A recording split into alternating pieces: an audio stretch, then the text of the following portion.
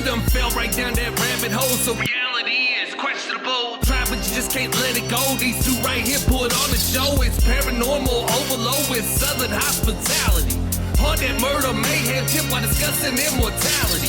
Locations with a dark past, history that comes to life. Hillbillies with a knack for everything that goes bump at night. Overthinking if you by yourself, these two will have you turning on the lights. Mixing in a little comedy to make sure it all fits in just right. Hey.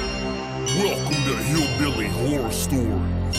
Now here's your hosts, Jerry and Tracy Hall, and their dog Ninja. And sometimes their cat Freddy, but never the ferrets.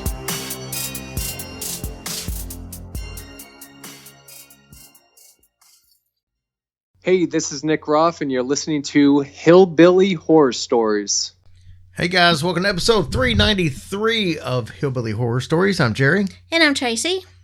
Tracy, as usual, we want to start by thanking all of our military and civil servants all over the world, no matter which country you represent. Thanks for all you men, women, and service animals for everything you do on a daily basis. Big shout out to everybody involved in the rescue in Louisville of the semi-truck that went off and was hanging off the 2nd Street Bridge. That obviously was national news. And the EMTs and the fire department and everybody involved in that did a fantastic job. They were able to get that lady out of the truck. Yeah, it's actually pretty cool. They had a picture, an updated picture. Well, they showed a picture of the guy that did it, and then they had a picture with him holding her, going up, getting her out, just like on the show Emergency. That was so cool. But yeah, he's very brave, and she's a very, very lucky woman because I don't know how. Yeah, I don't know how that thing didn't go off. Yeah, I don't know either. But yeah, thank you, sir, so much for your service. And thank you guys all for your service. We appreciate you so, so much. And there's things every single day that you guys do that nobody knows about, So we just want to remind you that we think about you guys every single day, and we love you. So Tracy, before we get into talking about the mental health aspect of it, we've got a couple people that passed away that we want to mention. Christian Vincente, who is a Navy veteran up in Massachusetts, he passed away, and we wanted to give a shout out. He's a friend of Dave Dome's, a longtime listener, and Dave's been on the show 2 or 3 times to telling his listener stories, and he's very active in the group. And we told him that we would mention Christian. Thank you for your service, Christian, and hopefully you're at peace now. Absolutely. We love you all. Praying for you. We also lost somebody that Tracy and I didn't know very well, but we did know, Justin Harp. He was a really good friend of our friend Mike Solzer, better known as Tragic, who does our theme song at the beginning and the last theme song. And he introduced Justin to the podcast. They worked together, and Justin came out and met us 5 years ago at Scarefest, and we got a picture made. I posted that in the group, but he tragically passed away. Neither one of these people were even 60 years old. I know, such a sad thing. But we just wanted to say that we're thinking of both of them and their families, and may they rest in peace. Amen. Tracy, things like that happen, unfortunately. Life is not fair. And sometimes people are left to deal with things like that. I had a good friend call me this morning from back home talking about, she had lost her sister a month or so ago. And actually, we were supposed to meet her for lunch before we moved from Louisville. And that day, she didn't show up, and we weren't exactly sure why. And a little later, I got a text saying her sister had passed away. Yeah. And so she's having some hard times dealing with it. And so we talked about it this morning for 45 minutes or so. And I'm glad that people can put their trust in us. They feel like that they can call us without hesitation. And I think that's very important to have that kind of trust. But even if you don't know someone well enough to have earned that trust, or to feel like that you can tell them anything, just realize that there are people out there like me and Tracy that even if we've never talked to you, you're our friend, you're our family. And that's the way we look at it. And don't never hesitate to send us a message or reach out to us, or even like the hotlines and stuff. They are set up for people that feel like they don't have anybody, or people who want to keep it private. And so just remember, if you're in a situation like that, please reach out to somebody. Yes, please do. And, today's the anniversary of my mom's passing. She passed away 9 years ago, and it's so hard to believe it's been that long. But I'm just saying, if you guys have family, just reach out and talk to them. It's going to be more of a help than you'll ever know. I would give anything in this world to talk to Mommy again. But, it is what it is. But we are here for you guys always. And if you'd rather call the crisis hotline, you can call 988. You can text 741-741. You have people all around you to support you and listen. So we love you, and please take advantage of it. Tracy, this is going to be a unique episode because, like last week, there really wasn't any paranormal involved. And we had a lot of people that actually said they liked the story of the Trump family. Yes, we did. So, and thank you for that. Yeah, so I'm glad, because I was kind of worried about doing it, that people would say, this really don't fit with what you guys do. Right. And it kind of doesn't, but it was interesting. Well, this story tonight, I think it falls a little more into what we do, but it's a mixture of stuff. We're actually going to cover Mount Everest. Ooh. So there is some paranormal in here, and some, but I'm sure there is. But it's not a full paranormal story, But I do think that you'll find the stories that go along interesting. Some of it you'll know, but most of it I don't think you will know, because I dug as deep as I could to find some different type of stories that maybe you haven't heard. Well, I don't know whether to think, what really to think about these people that climb Mount Everest. I guess it's something you want to do for yourself, to prove that you could do it. But then again, you're like, why would you do that? You know what I'm saying? Yeah. So it's so interesting to me, people's way of thinking. It's just a scary thing. The more research I did on this, and especially on the climbers themselves, it just blows my mind at why these people would do what they do, because it's physically, it's super taxing. It's, well, before I get into it, let's just get into the story, and I'll comment more as we go. It'll make more sense. But it's not something for the faint of heart. Oh, good Lord, no. And I don't know why anybody would put themselves through what they do to climb Mount Everest. So let's cover a little bit about Mount Everest. It is the tallest mountain on planet Earth, 29,000 feet and change above sea level. That is crazy. What is not common knowledge is that there are some terrifying discoveries up on Mount Everest, and several stories that are unsolved mysteries, we'll say. And we're going to cover some of those tonight. Some of you probably have heard about all the bodies that are scattered all around the mountain, which we're going to touch on more in a bit, a little more in depth. But there is so much more, including paranormal activity, when it comes to Mount Everest. But let's first learn a little bit about the mountain itself. It was built in 1847 by a large group of Tibetan monks. No kidding. You lie. I was going to say, no, it wasn't built. You lie. It's been there for millions of years. I was sitting there thinking, wait, somebody built a mountain? Duh. All right, you got your shot at me. Let that be the last one. Yeah, we've already covered that it's the tallest mountain on Earth. It's located in the Himalayas, more specifically in the Mahalangar Himal subrange. Whatever that means, I don't know. Now, I probably mispronounced that first word, but I heard somebody mispronounce subrange. They said subrange. Oh, well, they're just being fancy. No, they weren't. Oh. So this is on the China-Nepal border. And as far as the summit itself, it's right on the border. Okay. So it goes straight down the middle. The summit, you on one side of the summit, you're in Nepal, and the other, when you walk over to the other side of the summit, you're in China. So that's pretty cool. That is cool. There are two main climbing routes on the mountain. It's the bunny slope. Well, if you go from the summit on the southeast in Nepal, that's known as the standard route. And the other is from the north in Tibet. So that's the All right, the tallest route part. B. B, okay. So that's the hardest side. Yes, I do think that north route is more the harder route because there aren't many technical issues while doing the standard route, but there are some other challenges when it comes to it. Dangers such as altitude sickness, weather, and wind. Now, you also have to worry about avalanches and something called the Khumbu Icefall. Well, that sounds scary.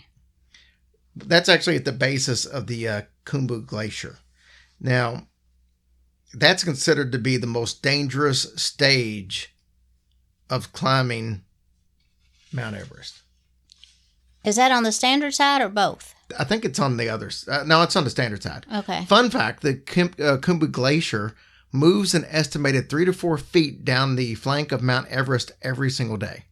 No kidding. All right, so let's get to the fun stuff because there are some unsolved mysteries, as I said earlier, that have left many people confused over the years. So let's find out what secrets that Mount Everest might be holding. I can't wait. All right, the first person to ever make it to the summit of Mount Everest is believed to be Sir Edmund Hillary. He did that back in 1953. But that's been called into question.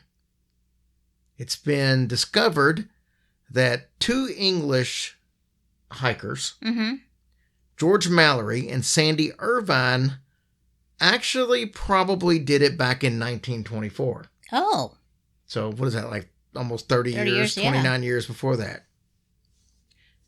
We know this because geologist Noel Odell filmed them with a telescope. Odell even wrote that both men seemed to be going very strong, and he felt that both would have made it to the summit. Notice my terminology there. Would have made it. The men were about 100 feet from the summit when they were last seen. Oh, come on. So it was a mystery as to why they never came back. George Mallory was a very experienced climber who had already climbed Mount Everest twice before this trip. God bless. Just keeps going back for more. Well, he did it once in 1921. There was an expedition that was to map out the entire area of the mountain, so he was a part of that. He was also the first Westerner to actually step foot on the western slope. Well, that's exciting. So he was pretty good. Yeah, sounds like. He's the one that first realized that climbers would need oxygen masks in most cases to reach the top. You mean he got all the way to the top and then realized, you know what? I need more oxygen? He was probably like, you know what? This is it's kind of tough to breathe up here. Oh my goodness. We're going to get into more of that. I wonder if it's harder to breathe going down. No, I mean, I'm sure it's harder to breathe going up. Most of the problems occur going back down. No way. Yes. You just can't do a quick slide down? No, you can't do a quick slide down. It's a mountain. It's not a seesaw. I mean, a teeter-totter. Oh. I mean, again, I got my kids' toys mixed up. I mean, a sliding board. Yeah. Go ahead. Thank you. Sandy Irvine was not as skilled.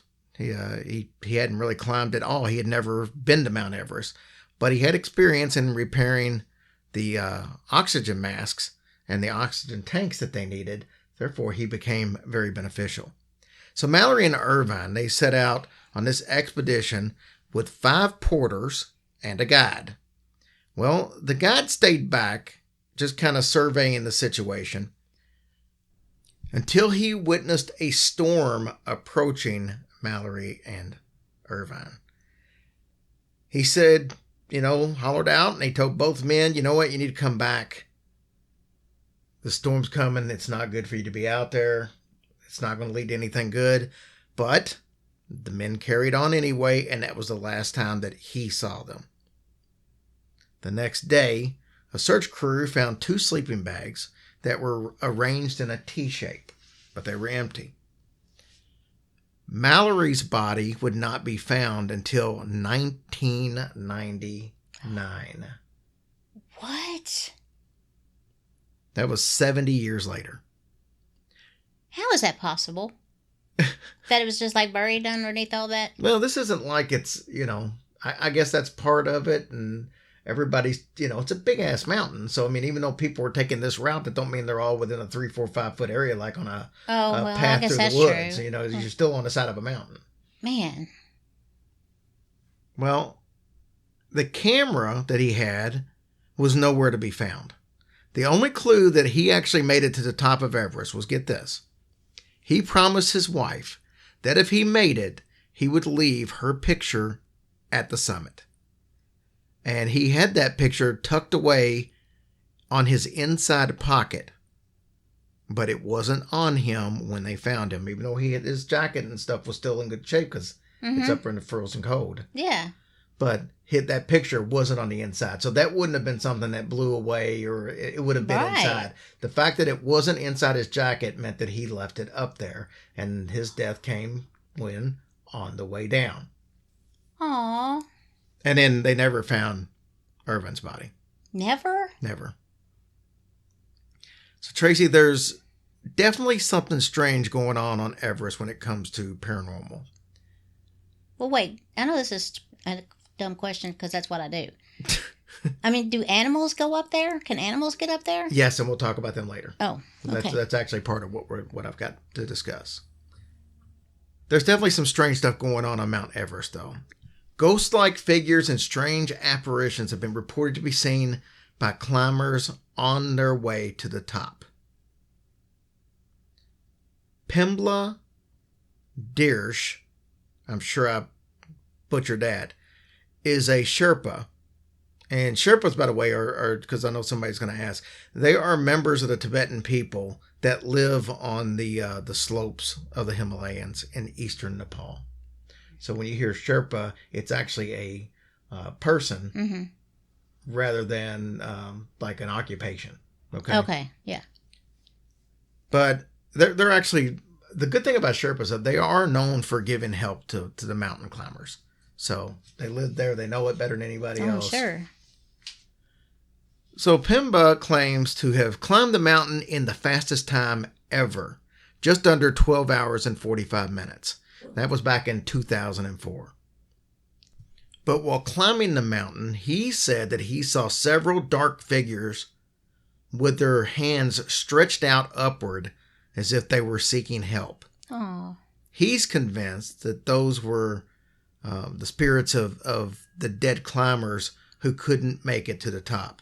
And he actually believes that they're trapped in limbo somewhere between life and death there on the mountain. No. That's terrible. Locals and climbers have admitted to seeing things up there as far as these type of apparitions, feeling cold touches, seeing strange lights, and hearing disembodied voices. Now, some people will actually say that these paranormal activities are not paranormal activity at all. It just could be the result of hallucinations caused by the shortage of oxygen and unfavorable weather conditions. Yeah, I could understand that. So, Tracy, we touched on it in the beginning, but most people know that there are several dead bodies scattered all over Mount Everest. If you die there, you usually stay there. Wow. The rescue missions are just too hard. They don't want to chance it. So how many people have died on Mount Everest, do you think? Probably 1,000. No. Since the 1920s, there's at least 330 climbers who've died on Mount Everest. 200 of those people are still there. Whoa. 200 bodies on Mount Everest. The most well-known of these corpses goes by the name of green boots. So over the years, the term green boots became very popular because all the climbers from the north side of the mountain, they have to come across the body of the climber known as Green Boots. He's almost like a marker to a certain point. He's curled up in the limestone alcove cave. So, here's another dumb question.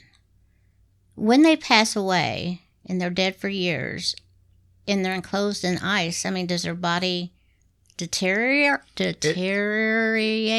I can't say that word. There is some decomposition, but not like it would be if they were down lower. Oh my gosh. That would be so the freaky. ice and stuff does a pretty well job of keeping them preserved. Another fallen climber is known as Sleeping Beauty. Her real name is Frances Arcento. She died in 1998 on her way down. See a theme? Yeah. She was able to be seen up until 2007, and that's when someone actually moved her remains out of view. Oh, they didn't bring them down? They just moved it? Well, they can't bring it down. It's hard enough to get your own self down. Well, that's true. That's why all these bodies are up there. It's too hard to remove them. You can't just fly a helicopter up there and drop down and pick them up. It's just not that simple. You also have a section of the mountain known as Rainbow Valley. This is an area below the summit that is strewn with corpses wearing brightly colored apparel. So when you're looking down, you see all these colors. Those are corpses. Oh. Here's another corpse, known as the German woman. Her name, I cannot pronounce, I don't think, but it looks like Hannelore Schmatz. She was very visible on the south route. She died in 1979 on her descent. She remained there for years, but she was eventually blown further down the mountain. Oh, come on. In 2006, there was a British mountaineer by the name of David Sharp. David was found in a hypothermic state inside the cave where Green Boots is. No kidding. Sharp died a few hours after he was later found. Now, here's the thing. Wait, you mean they found him? Yeah, they found him, but he died. Well, that ain't some crap. Well, he died because, first of all, he was discovered by a hiker by the name of Mark Inglis. He radioed for some advice on what they could do to help Sharp, and there really wasn't a whole lot they could do, so he continued on with his hike. Even worse, 36 other climbers had passed by Sharp earlier in that day, but most thought he was Green Boots because that's where he was, so they didn't stop to help. And for the record, we'll talk about Green Boots more in a second, but that was the thought. Now, I actually learned a little more since I've written this story. I learned a little more about David Sharp. Mm-hmm. David actually had lost some fingers from frostbite on an earlier trip, and he told his mom that it really wasn't that dangerous to climb Mount Everest because he didn't want her to worry. Yeah. So he had tried like 3 or 4 different times. And on this trip, he decided he wasn't going to take oxygen or any of that. He didn't need none of that stuff. Well, what a doofus. And that's what ended up happening. He ended up collapsing up there at the cave. But he had his heart set he was going to do it. But yeah, he had told his mom, and his mom didn't blame any of those hikers for passing him up or not being able to help, because she even said, you got to help yourself first. No, that's true. But I said we were going to talk about Green Boots. No one's exactly sure who Green Boots is. It's been narrowed down to about 8 different climbers who died in 1996. So they were all like part of the same expedition. Okay. I think. It's most commonly believed that his name is Sawang Peljor, which is an Indian climber that was wearing green boots when he left. So that's why they think it's him. Okay. So let's get into the reason that so many climbers actually die on Mount Everest. There is a region that's about at the 26,000 foot mark. Remember, we said it was 29,000 feet to the summit. When you get to about 26,000 feet, this is known as the zone of no return. It's also known as the death zone. So, depending on who you ask. The air is so thin that it's not capable of supporting human life. Thus, the oxygen masks. Gosh. It makes climbers struggle to breathe even with oxygen masks on. It's from this height that most fatalities actually occur. And why it's on the way down, I don't know. But that seems to be the end result, regardless. Tracy, those living around Mount Everest dread nighttime. Why? Well, it's a good question. Because at nighttime, did you think your great question was just going to be a one-word question to you? Why? Sometimes it works out that way. Because at night, there is a sharp and loud noise that reverberates through the mountains and it echoes far and wide. So to the locals, it feels as if the mountain is alive and angry. Oh, this happens every night? Regular basis, I wouldn't say every night. A veteran climber who actually climbed Mount Everest more than 15 times was the first to actually report the strange noise. He claims to have seen these huge lumps of snow and ice falling from the highest part of the mountain and crashing thunderously on the ground below. That makes a noise. Mm-hmm. So the sound was so disturbing that he couldn't sleep. But the question would be, why does it only happen at night? Well, scientists have actually figured this one out. They discovered that the ice starts to crack and the glaciers start to break away when the sun sets. So nighttime Oh, is when these things start falling apart. wow. I still don't understand why it does it at nighttime, but Yeah, because you'd think it'd be more on a sunny day. you would think so. Or maybe it's warm, and then when the temperature changes back to cool, No, that's that's what does true. it. I don't Yeah. know. I'm not a scientist. They attribute this, obviously, to the melting glaciers to the climate change, because everything's climate change. Next, Tracy, we're going to discuss the cryptids on Mount Everest. You just knew there was going to be some. Footprints larger than that of a human were found on the surface of Mount Everest. Eric Shipton, an expert mountaineer, he came across this gigantic footprint in 1951. There really wouldn't even talk of Bigfoot and stuff back in 1951. You know what I mean? It Yeah. kind of was, it was a new thing back then. He also found a clump of fur.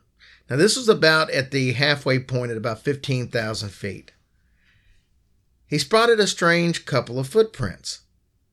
Now, this was fairly new snow, so it was pretty obvious that they were footprints. It was in the Menlung Basin. He didn't have anything to do an accurate measurement, so what he did was he had his colleague take off his left boot, and he put the boot down next to the footprint, and then he snapped a couple of pictures. Why have to take the boot off? Why couldn't he just stand in the hole? That would have probably made more sense. Yeah. But they put it beside it, and it was definitely, this print was definitely way wider than the footprint made by the boot. 2 times wider, in fact. The toes were distorted, and the big toes seemed lower on the foot than what a human toe would have been. You know, as far as positioning of the Yeah. toes. Maybe it just worn them out. So the question is, if the footprint belonged to a human, how in the world could they be walking barefoot out there in those freezing temperatures and in the snow? Well, I might be able to. I'm a country girl.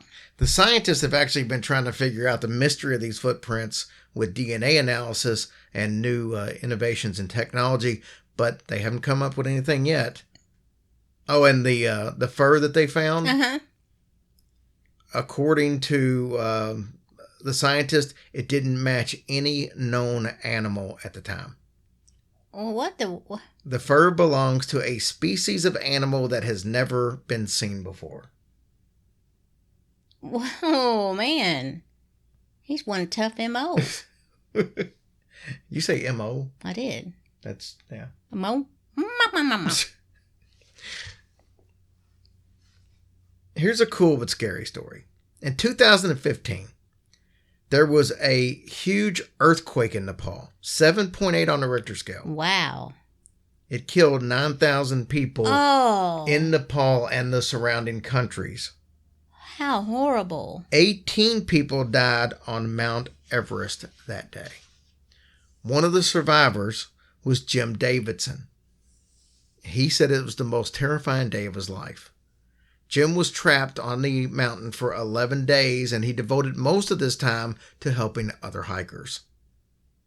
Most would have quit climbing mountains after that point, but the 50-year-old Davidson came back a year later.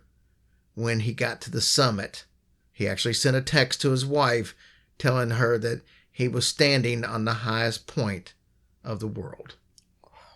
And I'm sure there was no service up there, so probably had to wait until he got back down for the text went through. And then she said, liar. Yeah. Prove it. I forgot to take a picture. So, Tracy, we have mentioned that the air near the top is not suitable for human life.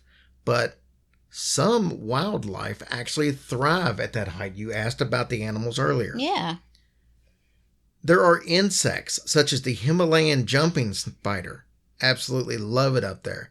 Their bodies has evolved over the years to make it resilient to withstand the number of harsh conditions up there on the mountain. A little bitty spider. You also have snow leopards and the Himalayan tar. Tar, it's kind of like a goat, but both of these animals navigate the mountain like it's level ground. It doesn't matter that it's straight up and down in some parts. They can climb and jump all around like it's no big deal. Well, that's incredible.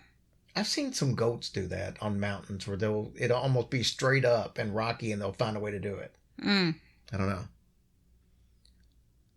There are Himalayan black bears and there are also red pandas, but both of those are at the base. Okay. Because like, I ain't climbing up that damn mountain. I'll just chill down here. All right, Tracy, I got a question for you. If you're climbing Mount Everest, let's say you loaded up on Taco Bell the night before. And you had to take a dump. What do you do when nature calls? I mean, I guess poop. No? You have to hold it? A large area of human waste could cause a serious health risk to climbers because thousands of visitors come to Mount Everest every year and they leave more than a footprint behind, we'll say. 12,000 pounds of poop every year left by climbers. That is amazing. What's more amazing is that poop only has one way to go, down the mountain. Right. So the poop slowly slips down to the foot of the mountain, which then, since there's no toilets or plumbing, the poop ends up in landfills, open pits, dumps, and it makes the water pretty much unusable around there. Oh, I'm sure. Many people have gotten sick from drinking the contaminated water. Ugh. Before even leaving base camp. That is so gross. Even the locals who host tourists at the villages that are located on the lower parts of the mountain also suffer from a suitable human waste disposable system. I mean... So they don't, even the people down at the base of the mountain don't really have running water and plumbing and stuff like that. Oh, my gosh. Now, this might actually surprise some of you out there. NASA has made groundbreaking discoveries on the top of Mount Everest. They actually found marine fossils at the very top of Mount Everest. This has actually scared a few of the scientists because how can something from the ocean get as high as Mount Everest's Ooh, summit. that's very true. What kind of marine creatures could that possibly be? Well, to some, this is actually validation to the Great Flood and Noah's Ark mentioned in the Bible. NASA has a different theory, though. They think that this proves their theory of plate tectonics. They say that Mount Everest was actually caused by these tectonics, and the top of the mountain was originally under the ocean. And the formation of Mount Everest came By the monks. over 100 million years of these tectonic plates shifting. So do you know what when I say tectonic plates, what I'm talking about? No. So take your hands, everybody out there, unless you're driving, take your hands and put your fingers together straight across from each other and touch your middle finger. Now raise one of them on top of the other and then raise them again. And every time you do that, start angling. Oh. And they're saying what was a broken crack basically in the ground. And you'll see this sometime with roads during earthquakes. Yes. Where you'll see the road is kind of like broken and one part now is pushed where it's over top of the other. Yes. They're saying that keeps happening and happening over 100 million years. It went from flat to being pointed up like that by plates in the earth shifting. That is so interesting. And theoretically, that's the way all mountains are supposedly created. Wow, I did not know that. Yes. And earthquakes and stuff like that are all... That's all part of these sheets of ground shifting like that. Plates. They shift. That causes the earthquake. Wow. All right. So we're going to do one more sad story. And then we're going to end on a positive. So there's a very skilled snowboarder who was quite the daredevil. His name was Marco Zeffretti. Now, he would stand at the top of Mount Everest and snowboard all the way down to the base. Dude, he is so brave. He also successfully maneuvered the very dangerous Norton Couloir. I think I pronounced that right. I think it's Couloir. That's a very steep slope on the north side of the mountain. He actually made it to the summit 21 times. Are you serious? Yes, 21 times. Well, that's quite the accomplishment. Now, that little Norton Couloir that he just did, he did this in 2 hours. But he wanted more. So he set out to conquer the Hornbein Couloir. This was a dangerous route that hadn't been traveled before. Ever. The next year, so he's training for it, right? So the next year, he starts snowboarding over the Hornbein Couloir. This was after ignoring the warnings of the Sherpas. They had detected a change in the weather. They also felt like that he seemed like he was a little bit tired. But he mounted his snowboard and he started down the Hornbein Couloir and he disappeared into thin air without a trace.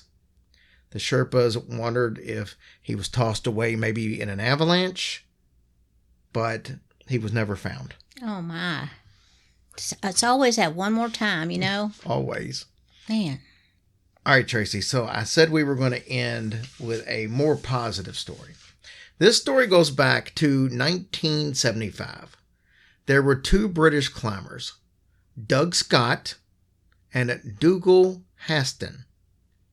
So they get to the summit, right? Mm-hmm. But they got there too late. And when I say too late, I mean it was too late to try to start making it back down the mountain. So this meant that they were going to have to spend the night in the death zone. Whoa.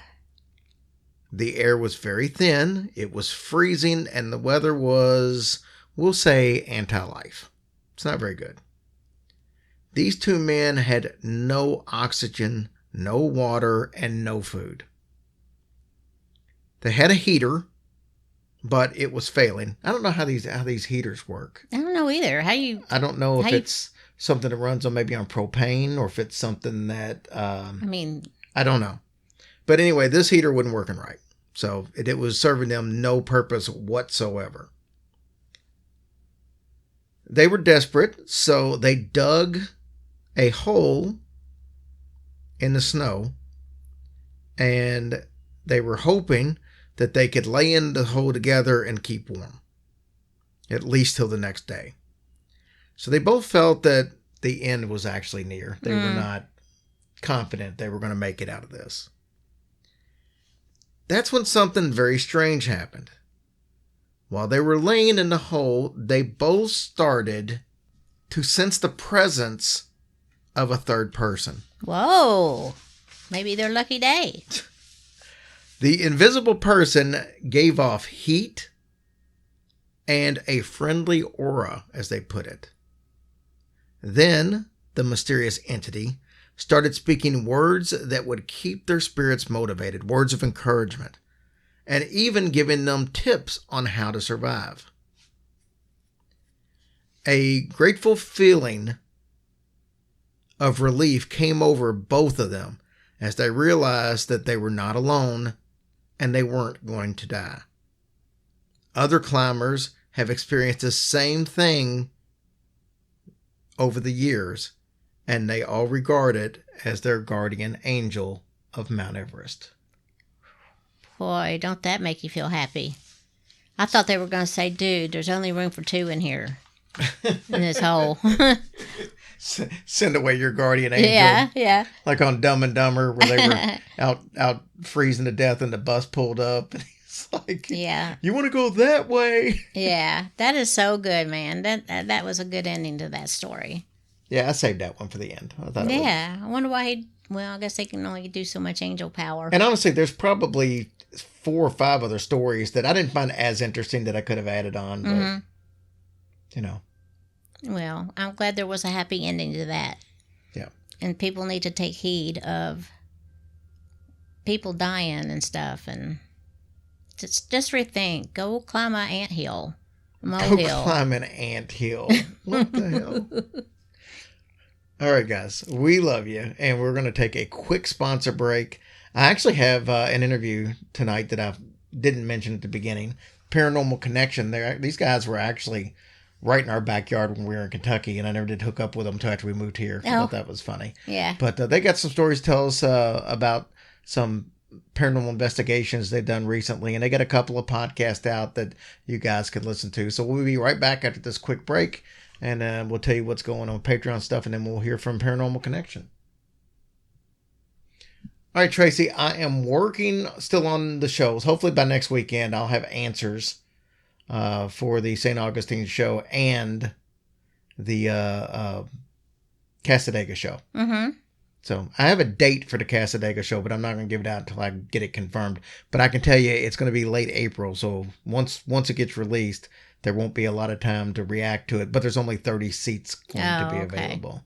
So, well, that sounds fun. Good and intimate with us, and history goes bump. Yeah. All right. The cruise. Jump on this. Call Robin up at Vacation Experts because you've still got plenty of time to make payments. You got all the way through July. At that rate, it only costs you probably $200 a month. Some people will be getting taxes back, and they could pay the whole thing in full between now and then. So, a bunch of different options to be able to do that. But we'd love to see you on the cruise in September going from Galveston to Mexico. Yeah, it sounds like a lot of fun. I cannot wait to see you guys. It's going to be a blast. All right, Tracy, what do you got going on over there? Well, for our iTunes this week, we have Unlikely Suspect, Woodchuck 413, Kay Cummins, Bigfoot 1, Susan Bowman, and Mojo Lobster. Thank you guys. You really have helped us with these iTunes reviews and stuff, and it just keeps moving us up the chart. We appreciate your kind words so much, and thank you for taking the time out to do that. Absolutely. All right, let's listen to the guys from the Paranormal Connection. Hey guys, it's so funny. It took me to move to Florida before I finally got some people in right from my own backyard. But we've got Tim and Steven on from Paranormal Connections. Most of them are out of Lexington, Kentucky, but their Versailles is also represented in there. It's kind of the home base is Versailles, which is just a city next to Lexington. For those of you who are out of the area and wouldn't know, they're kind of set right next to each other. So it's all the same in central Kentucky when you've got those cities right there between Nicholasville and Versailles and Paris and all of them. It's all the Lexington area basically. Tim, Stephen, thanks for coming on. Thank you for having us. I've listened to your show for probably the last 3 years. You and Tracy do a great job. I didn't know you guys had moved, which we've been so busy for the last several months with investigations that I haven't had time to really do much. So I've kind of fell behind a little bit. I need to get on there and catch up. Like I said, I didn't even know you guys had moved. Yeah, we've only been down here for about a month, so but it's been in the works. I think we kind of let the cat out of the bag and right before Christmas. So, and then we moved down at the end of January. Tim, let's do this. Let's talk about, first of all, you guys, obviously you're a paranormal group, so you do investigations and so forth. Let's talk a little bit about that. You also have a couple of podcasts that I want to get into in a little bit, but let's talk about the group first. How did you get formed? What was the reason for forming? How many people are in the group? Give me a quick rundown of that. Well, we have probably about 22 people in the group. It's a rather large group. And to do what we do, it kind of takes a pretty big crew because we do a lot of home investigations. So we have researchers, we have people that are mediums, we have investigators, and we've got a very diverse culture of people on our team. Someone to kind of do a little bit of anything. We've got videographers, sound people, graphic designers, and the way this was formed is our founder started a group on Facebook just for paranormal, and a team kind of formed together. And we've been together for a little over a year. And we just kind of took off. The following on Facebook started growing, and we were doing little small investigations of different places that were considered to be haunted.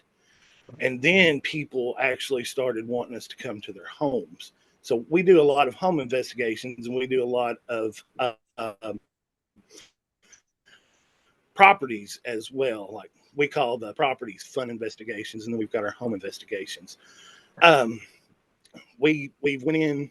I think I've been on 8 investigations so far, and for me, those home investigations, it's a totally different experience.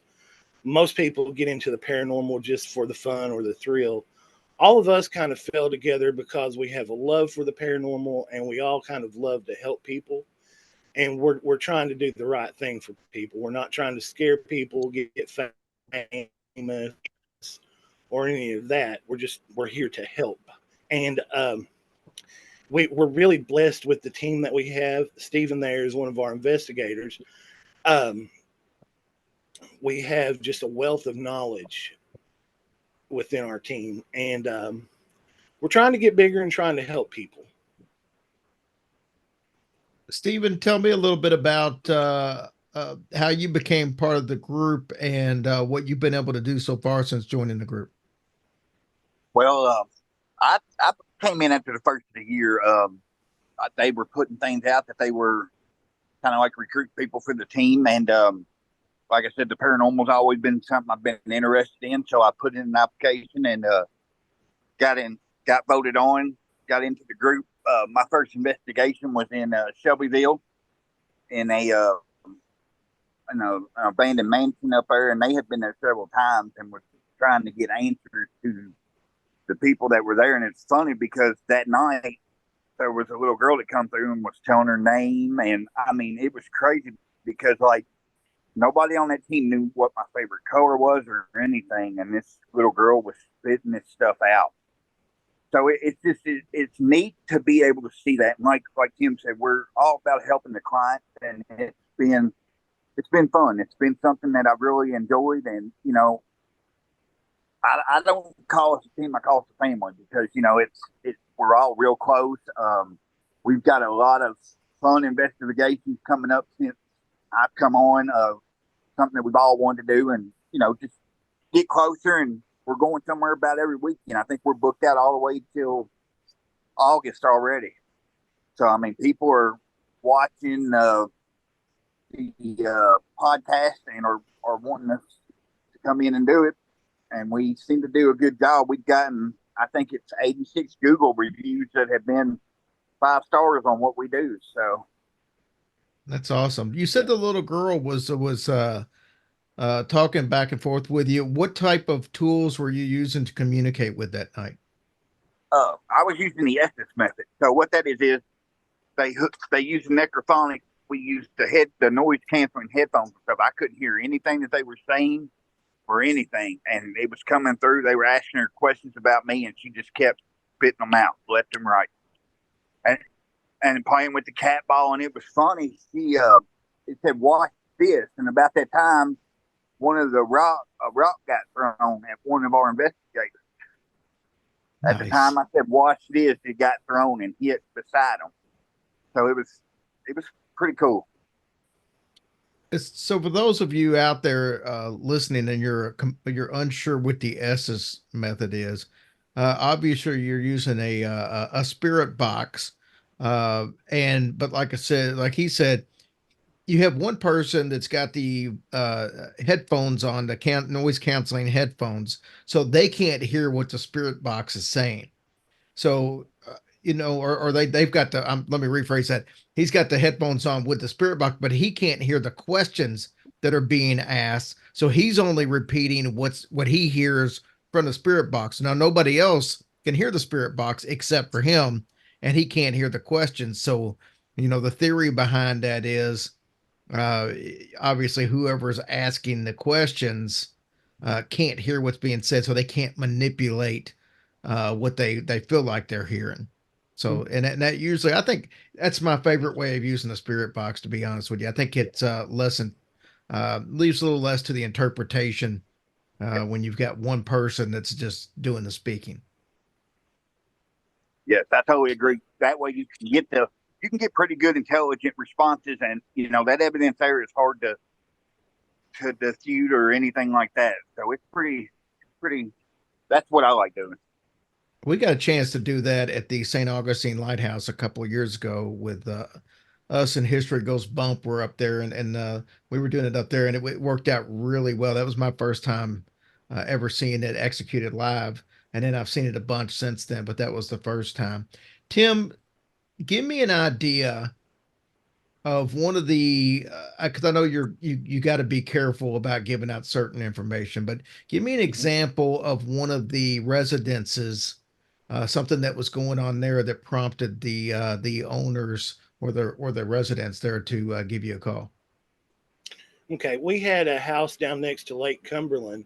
The lady that was living there, she had 3 sons. 2 of them were special needs, and they were waking her up in the middle of the night saying they were seeing someone.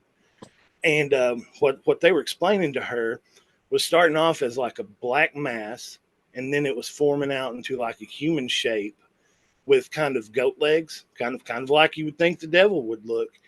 And at first she kind of brushed it off, and then she started hearing beats and bangs and different things going on in her home. So she called us, and in the process of waiting on us to get there, they started developing scratches. The kids were getting scratched. She was getting scratched. And when we finally were able to make it down there to her, she was at her mental breaking point. I mean, she had just taken so much that she couldn't handle much more. And she was married, but she was a stay-at-home mom, so she was right there in the midst of everything that was going on every day. And when we went in there, we immediately started picking up on things like one wall in the house had a really bad vibration to it. Well, there was nothing there to make it vibrate. And we investigated, and we caught some stuff and got some answers on our spirit box. I don't think we had the Ovilus at the time, but when we were done with the investigation, the wall that was vibrating The man that lived there and gave them the house was he was a pastor. He passed away at the house. And one of the objects that was on the wall that was vibrating was a picture of the Last Supper that had belonged to him. And then in the living room, there was also a horseshoe hanging over the door that had belonged to him. And we were getting answers. We got his name on one of our spirit boxes. We were told to leave multiple times. And there was just a really bad feeling. I had set up a REM pod, which is an electromagnetic field device that picks up on electrical signals in the air. And I had set it up next to her bathroom, which is where she got a lot of the activity, right there next to her washer and dryer, because her utility room and her bathroom had been made in a room that was this guy's bedroom when he lived in the house. And so we went in and got our evidence. We smudged her home, which smudge is the process of taking sage and burning it at home to run out spirits. Our lead, our founder, is Native American, so he goes through the whole process and ceremony when he sages.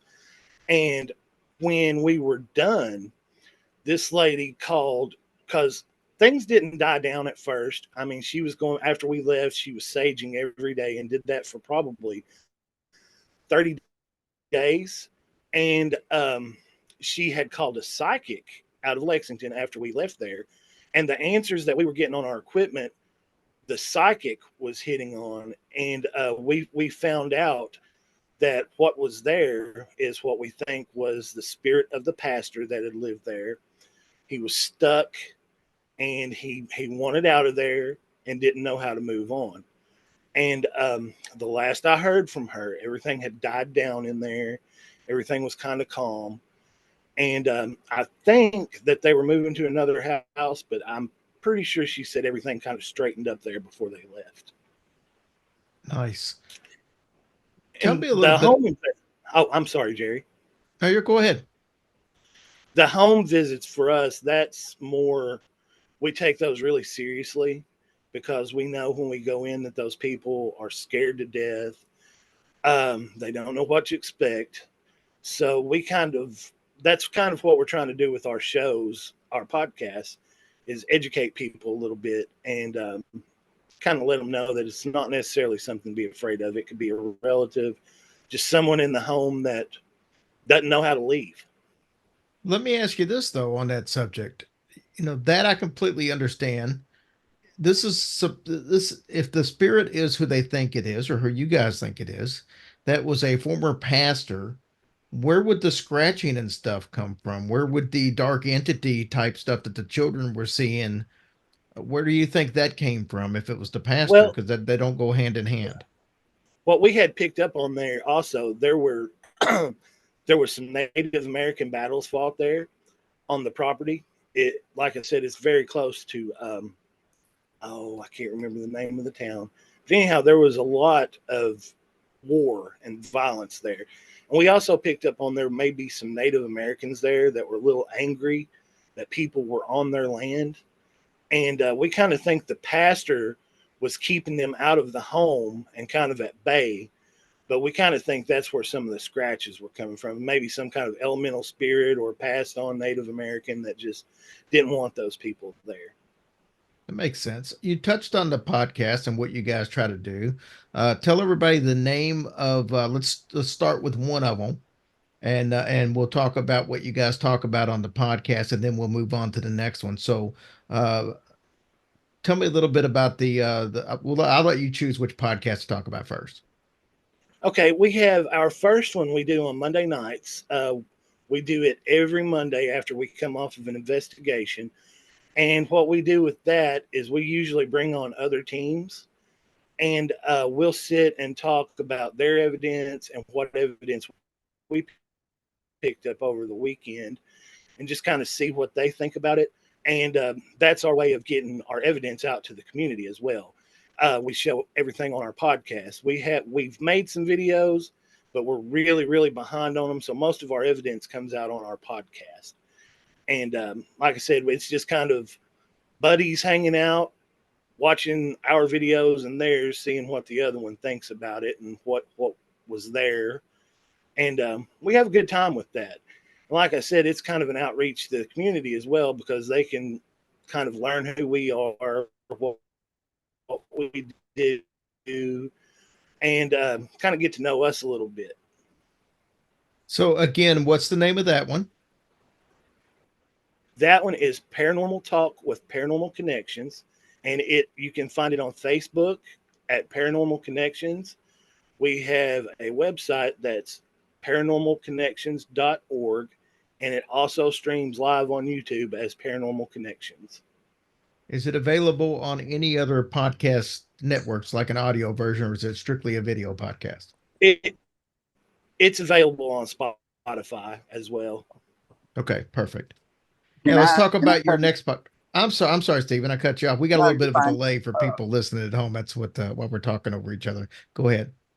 Tim, I'm just going to add to what he was saying. Our founder, he formed a team with the mission to help people realize that the paranormal is something that should be understood, not feared. And it was also incredibly important to the founders to be able to help people understand what is happening in their homes. And so those two things are also important to all of us. So there's plenty of fun stuff out there to be done, and we make time for those as well. But at the heart of our team is to educate the public and to help individuals with their paranormal needs. So Monday night show is reviewing our evidence and meeting other teams, but also heavily educating them on the paranormal. We had what Ed and Lorraine Warren, we had their grandson on our podcast here a couple of weeks ago, the Warren Legacy Foundation. And we have actually heard from them several times since then, talking about how good of a job we did that day. We brought them on, and it was raw footage from our investigation, and they talked about how good we did. And so it's actually a real big thing that we do.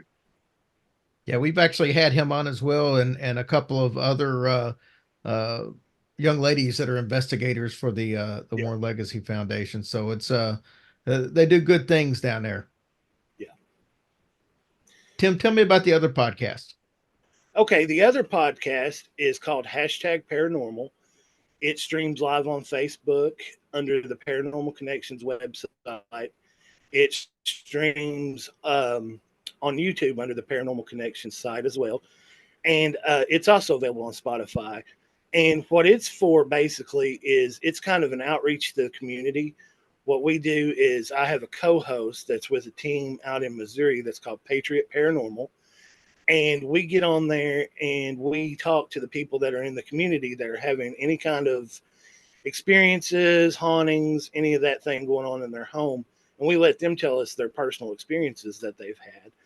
And we sit and kind of talk through that, what we think's going on, what they can do to kind of help.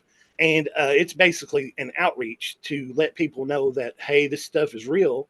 It happens to anyone. It doesn't really care who you are. If you're in its space and it wants it, then you're going to know it's there. So that's kind of our outreach to the community to, as Stephen said, kind of educate and let people know what's going on in their homes, what they can do to help. If they need someone to come in and try to help them with their home and we can't make it to them, then we'll try to find another team and get them on their on their way there so they can help the people out. So let me ask you this: out of the home investigations that you've done in the last year or so, what percentage of them have you found that you don't think it's a paranormal situation at all? It's either bad plumbing, or it's a bad air conditioner, or something electrical wiring there. But what percentage would you say is something completely other than the paranormal? Probably 70%. I mean, a lot of these places that we go into, the people, they've had so much going on that they eventually they have to get someone in. But a lot of times, as you said, there'll be knocks that can be plumbing. It could be a loose pipe. Sometimes you'll have EMF loose in the house from wires causing headaches, causing hallucinations. And that's something we try to debunk things when we go in because we know that, that happens as well. So we're not going in with the mindset that it is haunted. We're going in with the mindset that we're going to try to help these people. We want to know what's going on in their home. And if there's something that we can do to explain it that's not paranormal, then that's great because the last thing you want to do is go into someone's home. And we have had to do this and tell them that they need to move. And I hope I never see a place that's so bad that someone has to really just pack up and go. That's not what we're here for. We're here more to help and educate. Okay, so now that you've brought that up, can you talk about that situation where you actually told somebody that they probably need to move? Yes, that the place that I was talking about before, the lady that was there, she was beaten down so bad, and she was just so mentally exhausted that we actually told her she needed to move, and she consulted the psychic after that. And at first, she didn't take our advice, but she eventually did. Things started to die down, and she finally just got it out of there because it was. We were concerned about the children because at first we didn't know what was going on in there. So, with the scratching and things, we actually told her that she needed to pack up and go. Yeah, I mean, and I'm playing devil's advocate here. Mhm. I would think that I would be concerned about giving anybody that advice, even if that's what you 100% feel, just because of the fact that if what happens if she moves and then somebody starts talking to her, and next thing she's trying to put a lawsuit because you guys told her to move Yeah. when it was an opinion based situation. That's the only thing I would think I would be very hard to tell anybody that's what they need to do, just because I'd be afraid from the litigious standpoint. Yep. And that's one of the things when we go in, before we walk into someone's home, we have a waiver that we make them fill out. Good And idea. for legal purposes, in case one of us gets hurt, in case something happens, that a piece of our equipment breaks, then we're responsible for it, not them, because we're bringing it into their home. And we aren't responsible for what happens in the home if something goes haywire, type of thing. No, completely So understandable. we kind of discuss all that with our clients before we ever go in. Okay. Well, guys, I'm sorry it took so long to get you on, considering that, we were literally just a couple of miles apart from each other at one point. Now we're like 800 miles apart. But Yep. uh, Tim, Stephen, thanks for coming on. It's been fun. And we'll have to have you guys on again in the future. Thank you for having us on, Jerry. Yes, It's no thank problem. you very much. Enjoyed it. All right. Yep. Well, guys, best of luck in all your future endeavors, and hopefully you can help a lot more people out in the years to come. Thank you. Thank you, Jerry. That wraps it up for us. We will talk to you guys next week. You guys have a blessed week. Love you.